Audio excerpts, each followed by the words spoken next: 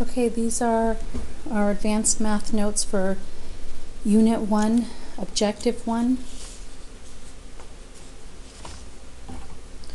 So in your notebooks or your note paper, you will label the objective 1.1, that's for Unit 1, Day 1. You're going to have the title as Factoring Review.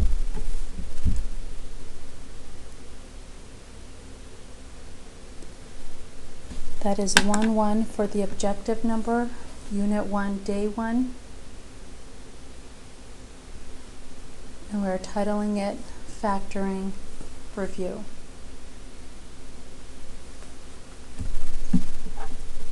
Alright, what we're going to be doing on these problems today is factoring completely. So we're going to write down factor completely on your paper.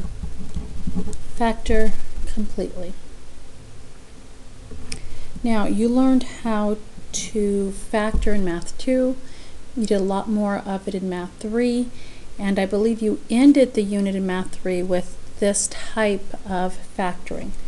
Alright, first one is 27xy squared minus 3x cubed. 27xy squared minus 3x cubed. Now, whenever you're factoring, the first thing I would suggest you look for is a GCF. Just take a quick glance. Is there any common variable? Are there any common variables? Any common numbers that can go in? Any common factors? So first look for a GCF, and if there's not a GCF, then move on to your other factoring methods. But if you look here, you can see that 3 is a common factor for 3 and 27, and they both have an x here as well. This one is x to the first, and the second one is x to the third. Okay, so what I'm going to do is take out the 3 because they both have a 3 in common. And if you remember from last year and the year before, when you're taking out a GCF, let me put a little note here that this is a GCF. When you take out the GCF, you take your smaller, the variable to smaller exponent. This one's an x1, this one's an x, and x. The reason that is because you have one x here, and here you have 3 of them. And it's the greatest common factor. The most that they have in common is one set. Here's one here, here's one here, and that's all that they have in common, greatest common factor. So 3x is your GCF. 3 times what is 27? That is 9. X times what is x? Well, I don't need another x, because if I put another x here, that would make it x squared, which this is not. But I do need the y squared, since there was no y that I was taking out. And you can check that 3 times 9 is 27. X times y squared is xy squared. Minus 3 times what is 3? It is a 1. I may not need it. Let me continue checking. X times what is x cubed?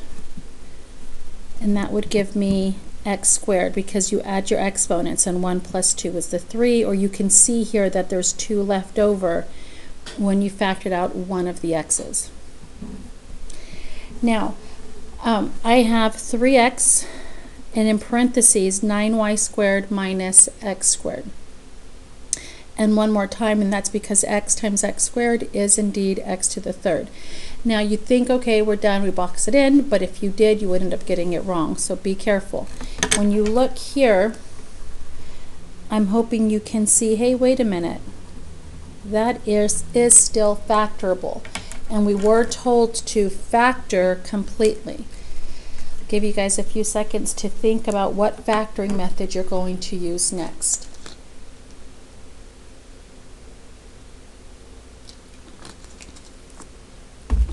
Alright, I'm hoping you thought and figured that it is difference of 2 squares. I'm just going to use that as an acronym, difference of 2 squares. So that's when we double bubble And I'm going to bubble this guy in, that this is the one we're doing difference of two squares on. And the 3x is just going to stay out there, 3x. And then you're pretty much taking the square root of this. What's the square root of 9y squared? It's going to be 3y and 3y. What's the square root of x squared? That's going to be x into x, and it's always plus minus or minus plus. The order in which you write your signs does not matter. And that there is your final answer. That is factored completely. 3x times the quantity of 3y plus x times the quantity of 3y minus x. Again, when you do difference of two squares, these two have to be exactly the same, 3y and 3y. X and x, and you do minus plus or plus minus, and that is your final answer. Number 2.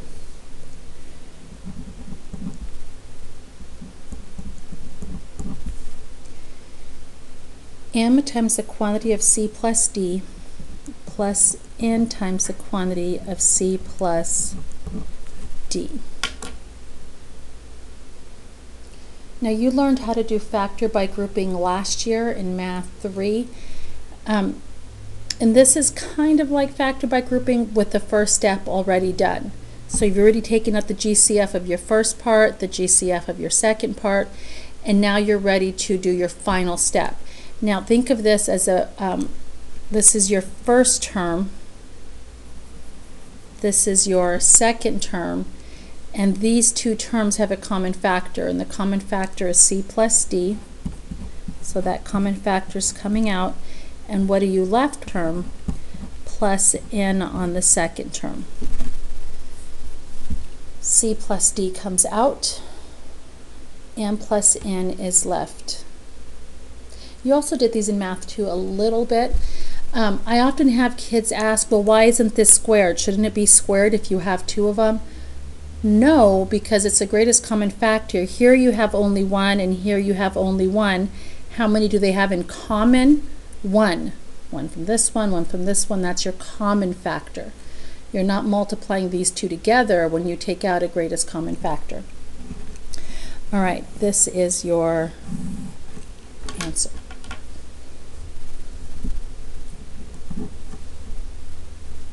And number 3, 25 x squared minus the quantity of x squared plus 4y squared, close parentheses, squared.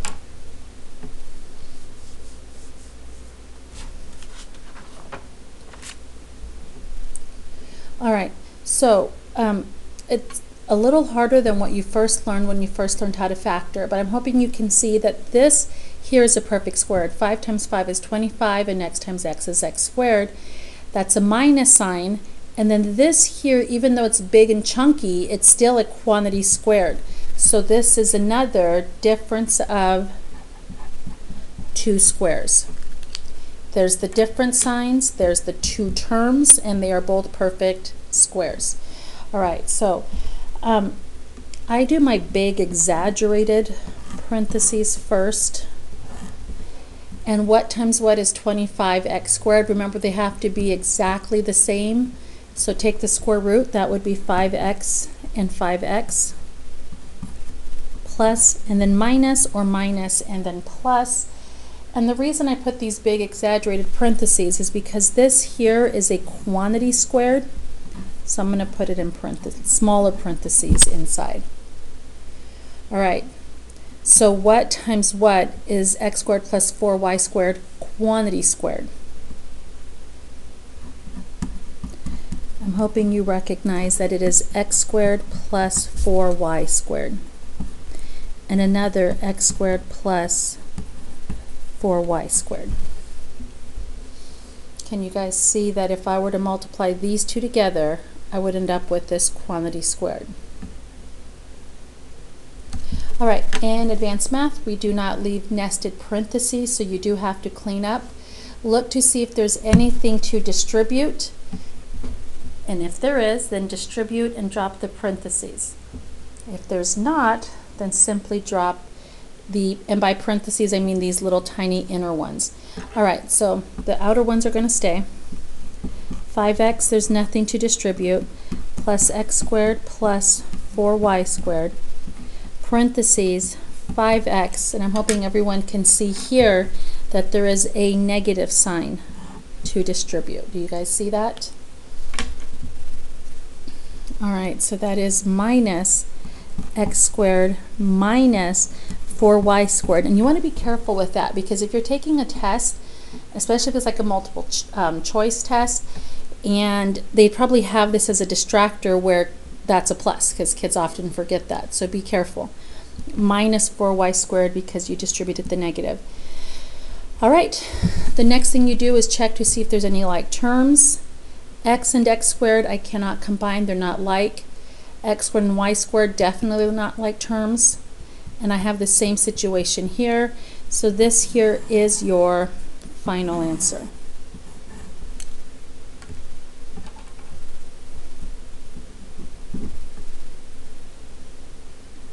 All right, number 4. X squared minus 11x minus 60. And I'm hoping you recognize this as a trinomial factoring. There's 3 terms. There's an x squared x and a constant. You learned these back in math too. So I simply just double bubble. I know I have x and I have x because it has to multiply to x squared. My last sign will always tell me whether my 2 signs here are the same or different. This tells me that they are different, because the only way to multiply to a negative 60 is if I have a positive and a negative. If they were both positive, or if they were both negative, they would multiply to a positive 60. All right, so then you think, and you can list your factors, however your teachers have taught you in the past, the X factor method, or you list all the factors of 60. Some of you do it in your head. Put pause, think about it, do whatever method you've learned, and then see if you can get it on your own and push play and see if you end up with the same answer. Okay, so I'm going to put down plus 4 and minus 15. Now you most likely did this in the past as well, where you checked it. That's positive 4x. This is negative 15x, and then you add them together. Negative 4 plus negative 15 is negative 11x, which is the middle term. Check. We're super happy we got the right answer, and this is what we box in. If you don't like this check method, then you can go through and do your first, outer, inner, last double distribution or FOIL method, or if you can check in your head, that's fine, but make sure you are doing some sort of check to make sure, so you get that 100% on quizzes and tests. All right, number 5. 6x squared minus xy minus 77y squared.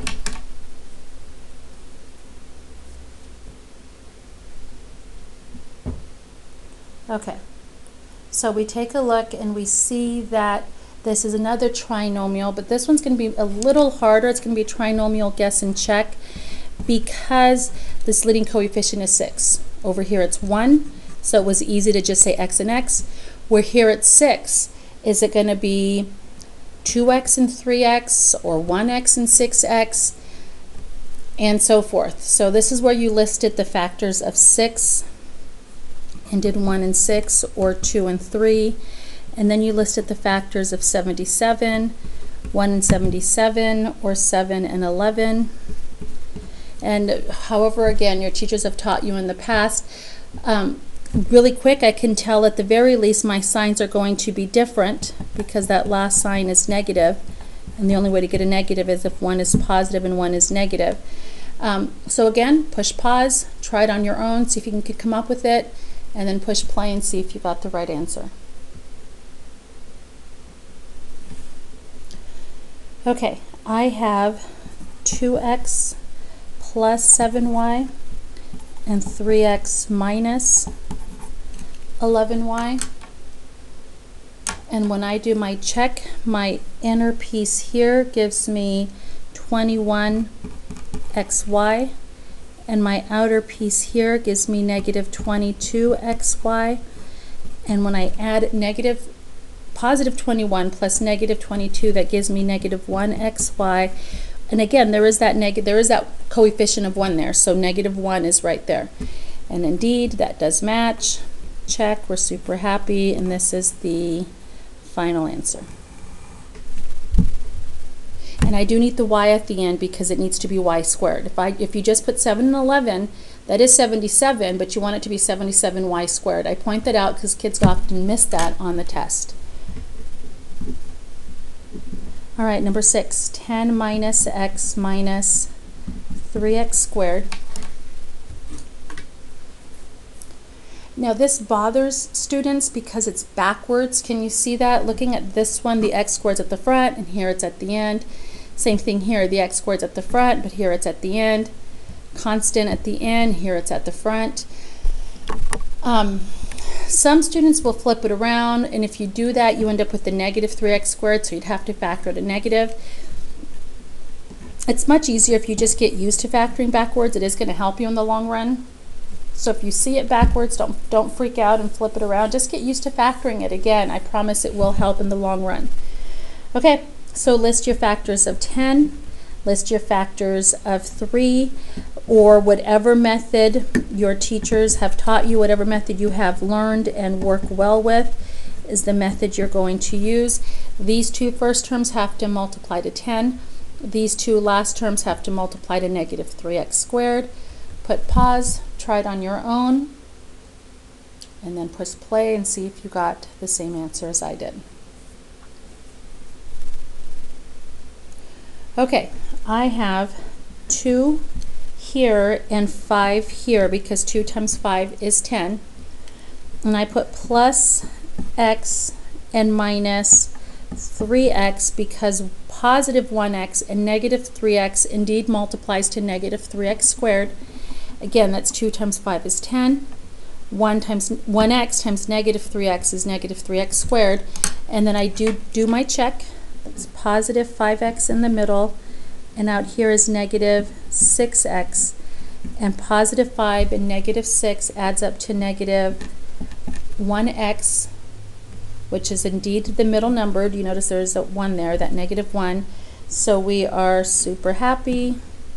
We box in our answer and move on. So as you're going, don't forget, make little side notes, questions if you may have. So you can push pause at any time, write a question down. Mrs. Torres, please explain how you got to this.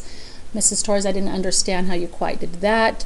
And come in ready to ask those questions tomorrow in class. All right, we're going to continue. We have a few more to get through. Number 7. And these are going to be, let me write it down. X squared minus 6x plus 9 minus 121y squared. Okay, the first thing that pops out at me is that there are 4 terms. There are 4 terms. Do you see that? 1, 2, 3, 4. 4 terms, automatically my brain processes factor by grouping. 4 terms, factor by grouping. Now, when you first learned factor by grouping, you most likely did GCF on the first 2 terms and GCF on the last 2 terms, and then it looked something like this, and then you did your final GCF and you were done. Now, you learned some of these type at the end of the year last year where that is not always the type of factor by grouping there will be. So there is a 2 by 2 factor by grouping, a 1, 2, and a 2, 1, meaning how you break up your terms. Are you going to do the first 2 and the last 2? And are you going to do, and I'm going to change that to a 1, 3, sorry, or 3, 1. Are you going to do the first term with the last 3 terms? Or the first 3 terms with the last 1 term? So there's a variety of ways of doing it. These 2 are the ones I would get the practice with because those are the ones that kids tend to struggle with more. 2 2s are usually pretty easy for students. So if you're not sure, is it a 1, 3 or a 3, 1? Try to check to see which way is it going to be a trinomial, a perfect square trinomial. So I'm going to cover the first term, and I'm going to check that. And I'm going to cover that negative just for a little bit. I will fix my signs later. 6x, 9, and 121y squared, there's no way I can factor that into a perfect, using a perfect square trinomial factoring. So I know it's not a 1, 3. So I'm going to cover that last term. X squared minus 6x plus 9. That looks like something I can factor. It looks like it is a perfect square trinomial. So I'm going to go that way. And what I mean by a perfect square trinomial, if you have forgotten, is something that factors into the exact same thing, like x plus 5, x plus 5, x minus 4, x minus 4. This one's going to be x minus 3 and x minus 3, because x times x is x squared, negative 3 times negative 3 is positive 9, and negative 3x and negative 3x is indeed negative 6x. So that's what that factors to. The second piece stays as is. Now, the reason I want it to be a perfect square trinomial is so that I can write it like this. So when you're taking these on the test and you see the 4 terms, do what I did initially, where you cover the first term and check, does that look like a perfect square trinomial? No. Cover the last term. Do those first 3 terms look like a perfect square trinomial? Yes, it does. We're happy. And then we factor, and then quantity squared. Now this here should look a lot like number 3, where it's difference of 2 squares. It's just flipped around. This quantity squared piece is now in the front, not at the end. So this indeed, again, is a difference of 2 squares. All right, so this is where I do my exaggerated parentheses. What times what is x minus 3 quantity squared? I put my smaller parentheses, x minus 3 and x minus 3, because when I multiply these two, I get x minus 3 quantity squared. Minus plus or plus minus, it doesn't matter. What times what is 121y squared? Or take the square root, 11y and 11y. And remember what was said earlier, you don't leave nested parentheses, parentheses within parentheses, or parentheses within brackets if you're using brackets. So you first look to see if there's anything to distribute. Nothing to distribute, so drop the smaller parentheses.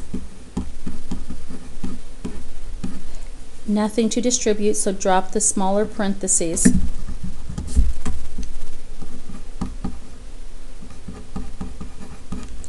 And then look to see if there's any like terms.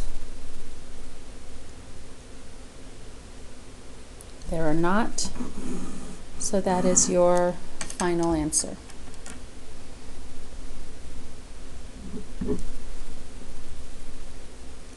All right, number 8 is our last problem. And this is definitely going to be one of the more complicated ones that you're going to see when we work on these in class tomorrow and when we take our test. So it's 2 parentheses, x plus 5 quantity squared plus 3 times the quantity of x plus 5 times the quantity of 2x minus 1. And there's more. Plus the quantity of 2x minus 1 squared. Now, you may look at this and feel like there's no way I can do this on the test. It's like humongous. I have no idea what I'm doing.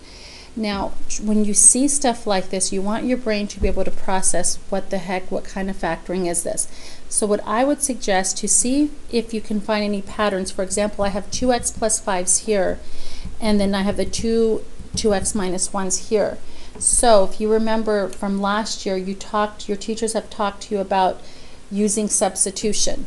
So I am going to use 2 letters. I'm just going to use W, and I will also use Z.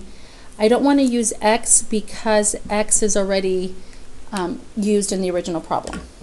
So I will let W equal x plus 5, and I will let Z equal the 2x minus 1. And you may be wondering and thinking, why? Well, how do we know? Why would I do that? let's write it down, let's clean it up, and you'll see why we do it. All right, 2, in an x plus 5 spot, I'm putting the w,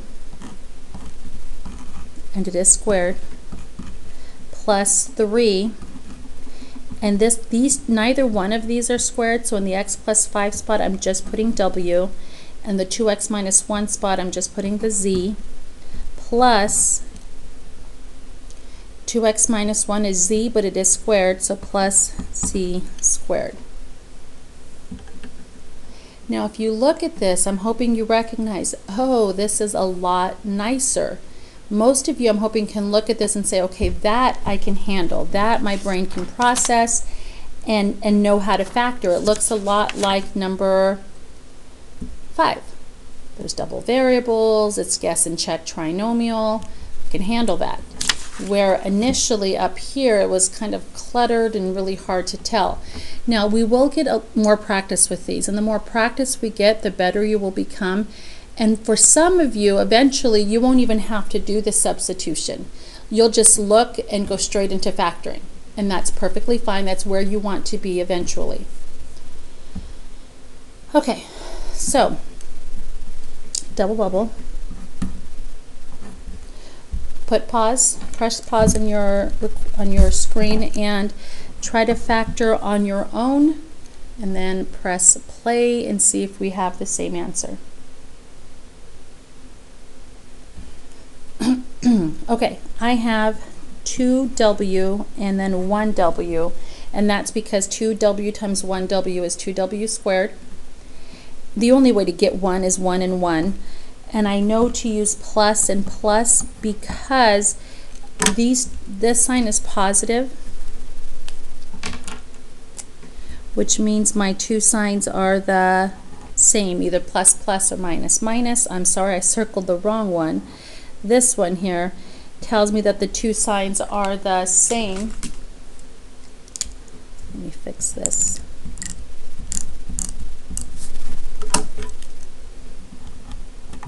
All right, so this last sign that's positive tells me my two signs are either plus plus or minus minus, and the neighbor is always the one that tells me what they are. So if this had been minus 3, I'd put a minus z minus z. Since the positive 3, I'm putting a plus z plus z. All right, and 2w times 2w is 2w squared. Z times z is z squared. We do have to check because I don't know if this all works out to give me the 3 in the middle. 1wz. This multiplies to 2wz, and that adds up to 3wz. Where are we at? There we are, which is indeed the middle. It checks. We're good. We're happy. I don't box that in because that's not my final answer. The reason it's not my final answer is because I have to put all these original pieces back in. So here is what it's going to look like. My big exaggerated parentheses, 2 smaller parentheses plus smaller parentheses, and then small parentheses plus smaller parentheses, and I'll fill everything in. All right, 2